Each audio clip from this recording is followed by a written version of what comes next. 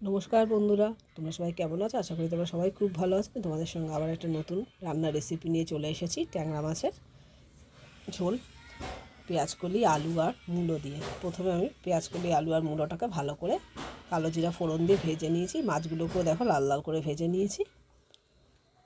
আমি ভাজাটা যখন একটু লাল লাল হয়ে গেছে তখন দুখানা টমেটো দিয়ে দিয়েছি, শুকনো লঙ্কার গুঁড়ো, ধনে গুঁড়ো 1 চামচ, জিরে গুঁড়ো 1 চামচ, কাঁচা লঙ্কা পেস্ট, আর এখানে আমি পেঁয়াজ বাটা দিইনি, পেঁয়াজ কুচি দিয়েছি, আর সামান্য গোলমরিচ দিয়েছি। দিয়ে মশলাটাকে ভালো করে কষিয়ে নিতে হবে। আর পরিমাণ মতো নুন আর হলুদ দিতে ভুলো না। মশলাটা লেগে যাচ্ছে, তার জন্য একটুখানি সামান্য জল দিয়ে নিলাম। এবার মশলাটাকে ভালো করে কষাতে হবে। দেখো মশলাটা আমার কষে এসেছে। এবার যতটা জল লাগবে মাছে ততটা পরিমাণ মতন জল আমি এখানে অ্যাড করে দিচ্ছি।